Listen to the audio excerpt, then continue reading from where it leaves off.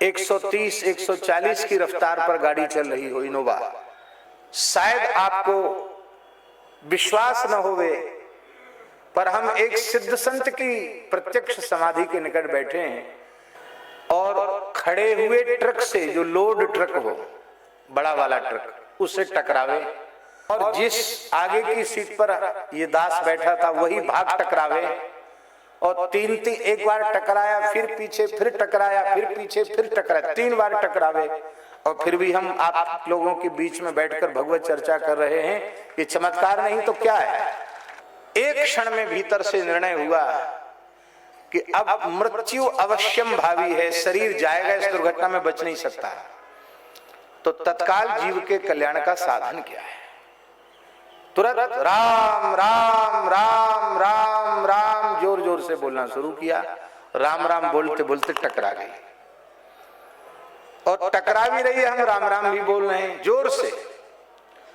और तीसरी बार टकराने के बाद, तीसरी बार में भी प्राण नहीं गए तो हम हंसे, इतनी खूब जोर से हंसे। नाम की महिमा, नाम के प्रताप से मृत्यु कैसी सुखद हो जाती है, अनुभव में आया। अनुकूल से अनुकूल परिस्थिति में कृपा का दर्शन हो, प्रतिकूल से प्रतिकूल परिस्थिति में कृपा का दर्शन हो। और दास ने यह अनुभव किया है भगवत कृपा से कि प्रतिकूल परिस्थिति में कृपा का विशेष अनुभव करने का अवसर मिलता है, विशेष विशेष कृपा के अनुभव का अवसर मिलता है।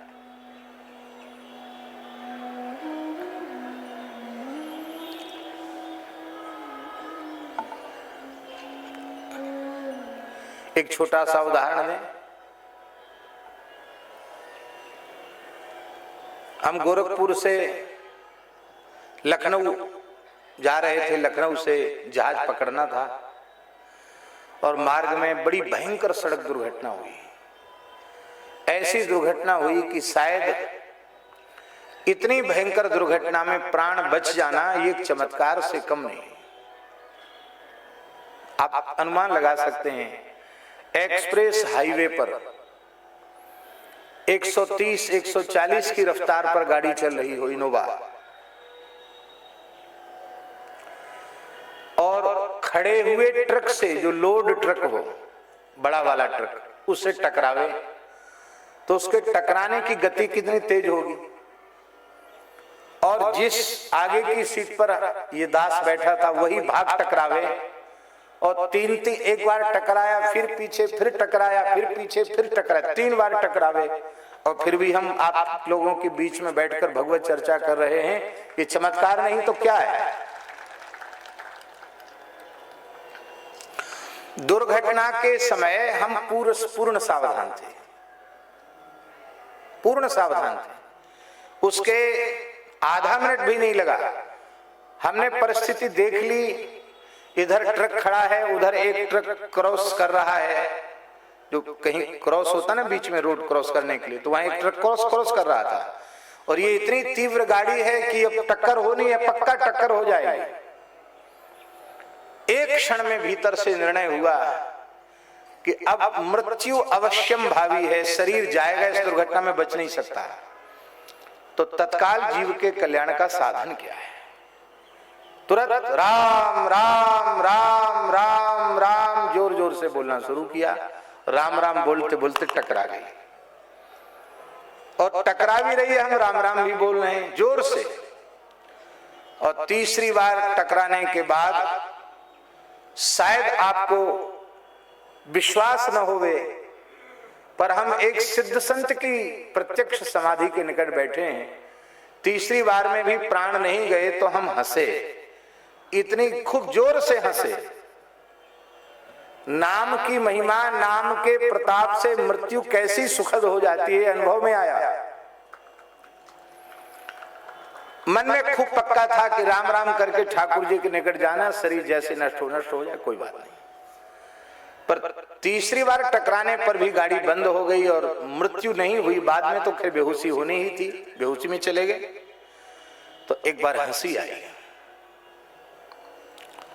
खैर भगवान ने बचाया, नाम ने बचाया। और ब्रज में आ गए तो पूज्य श्री रमण रीति वाले महाराज जी आए। उन्होंने देखा मेला लगा हुआ है, बड़े नाराज हुए। पहले जयपुर आए, फिर हम गिरिराज जी में आ गए थोड़ा विश्राम के लिए, वहां भी भीड़ लगी थी।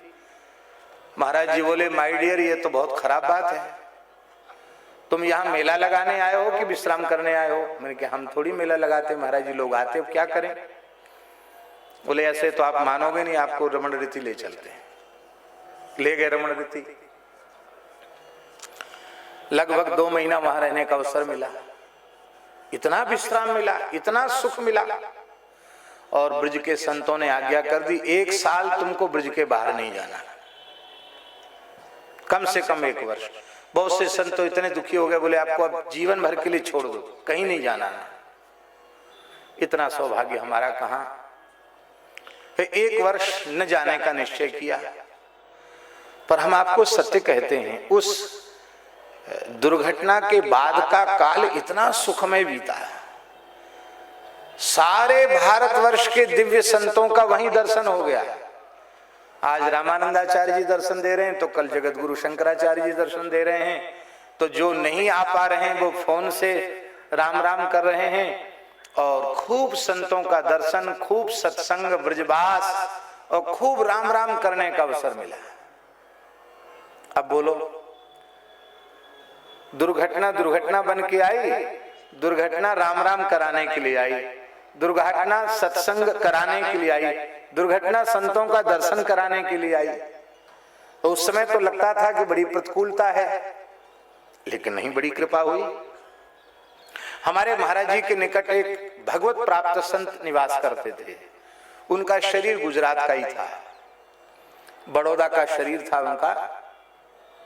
श्री हरेराम बाबा सिद्ध पुरुष थे, बड़े विरक्त महात्मा थे। अपने संपूर्ण जीवन में 1 इंच भूमि पूरी धरती पर कहीं उनकी नहीं थी, एक झोपड़ी उनकी अपनी नहीं थी। 104 वर्ष की आयु में भगवत धाम गए और गुजरात लगभग 20 वर्ष की आयु में गुजरात छोड़ा। उसके बाद गुजरात में ही पैर नहीं रखा, ऐसे विरक्त महात्मा। और उनके पिता पंडित वंशीधर शर्मा उस जमाने में, जब रियासती जमाना था, 36 लाख के जमींदार थे। आज का तो अरोपति खरोपति हो गया। अपने पिता माता की एकमात्र संतान, 4 महीने के पुत्र को छोड़कर वे विरक्त हुए थे। बड़े अच्छे महात्मा थे। वो एक जगह नहीं रहते थे, वो घूमते ही रहते थे, परिव्राजक थे। और विशेषकर जंगलों में, छोटे गांव में उनको ज्यादा अच्छा लगता था। तो एक गांव में मध्य प्रदेश के रह रहे थे, शौच के लिए बहुत दूर जाते थे।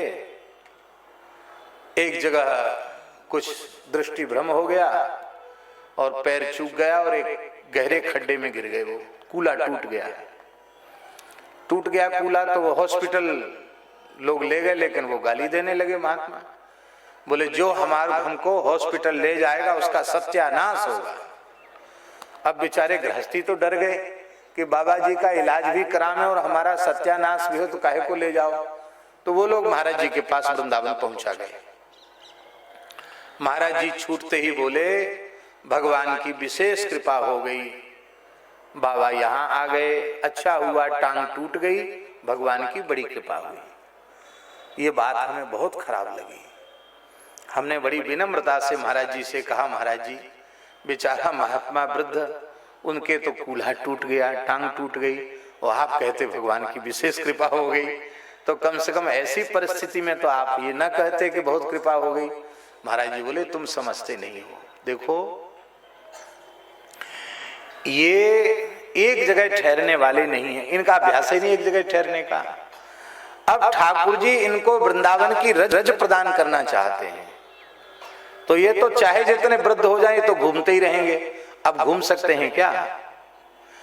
अब न चाह कर भी उनका ब्रजवास हो गया और उनको ब्रजरज प्राप्ति होनी है, इसलिए भगवान ने टांग तोड़ने वाली कृपा की है। अच्छा हुआ। तुम्हें पता नहीं है, वृंदावन महिमामृत में लिखा है कि वृंदावन के निष्ठावान भक्त का कर्तव्य है कि यदि उसको ब्रजभूमि से बाहर जाने का मन आवे तो बड़े बड़े पत्थर से पटक पटक कर अपने दोनों पैर तोड़ ले।